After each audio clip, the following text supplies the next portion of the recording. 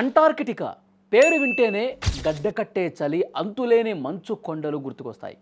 ఎటు చూసినా తెల్లటి పరుపు పరిచినట్లు ఉండే ఆ సామ్రాజ్యంలో సైలెన్స్ రాజ్యమేలుతోంది. అక్కడ ఒక హిమనది నుంచి మంచు రక్తం కక్కుతోంది. అవును, మీరు వింటున్నది నిజమే. పాలలాంటి మంచు గోడల మధ్య నుండి చిక్కటి ఎర్రటి రంగులో ధారలు జాలువారుతుంటే అది చూసి ఎవరికైనా వెన్నులో వణుకు పుట్టాల్సిందే. ఇంతకీ ఆ తెల్లటి మంచులో రక్తం ఏంటి?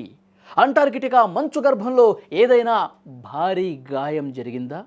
అసలు ఈ ఎర్రటి ద్రవం ఎక్కడి నుంచి వస్తోంది? అది 1911వ సంవత్సరం.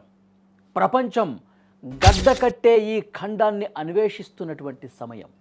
టేలర్ గ్లేసియర్ సమీపంలో శాస్త్రవేత్తలు మొదటిసారి ఈ వింతను చూసి ఆశ్చర్యపోయారు. తెల్లటి గ్లేసియర్ మధ్య నుంచి రక్తం కారుతున్నట్లుగా కనిపించే ఈ దృశ్యానికి బ్లడ్ ఫాల్స్ అని పేరు కూడా పెట్టారు.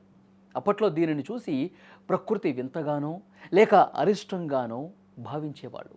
దశాబ్దాలు గడుస్తున్న అత్యాధునిక సాంకేతికత అందుబాటులోకి వచ్చిన ఇవాల్టికి ఈ బ్లడ్ ఫాల్స్ శాస్త్రవేత్తల మెదళ్లకు మేత వేస్తూనే ఉంది.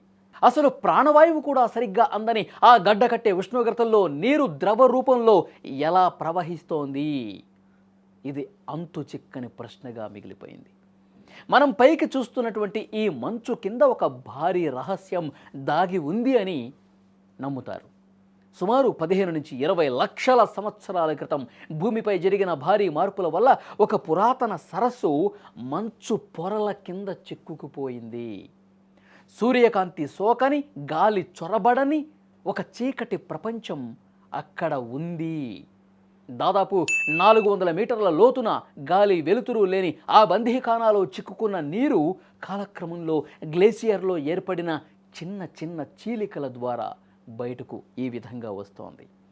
మనం చూస్తున్న ఆ ఎర్రటి రంగుకు మూలం ఆ లక్షల ఏళ్ల నాటి పాతాళ సరస్సే. చాలామంది ఈ దృశ్యాన్ని చూసి అది రక్తమని భయపడతారు. కానీ దీని వెనుక అద్భుతమైనటువంటి సైన్స్ దాగుంది. ఆ మంచు కింద ఉన్న నీటిలో లవణీయత సముద్రపు నీటి కంటే 3 రెట్లు ఎక్కువగా ఉంటుంది. అందుకే అది గడ్డకట్టదు.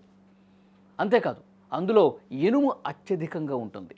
వేల ఏళ్లుగా ఆక్సిజన్కు దూరంగా ఉన్న ఆ నీరు బయటకు వచ్చి గాలిని తాకిన వెంటనే ఒక రసాయనిక చర్య జరుగుతుంది.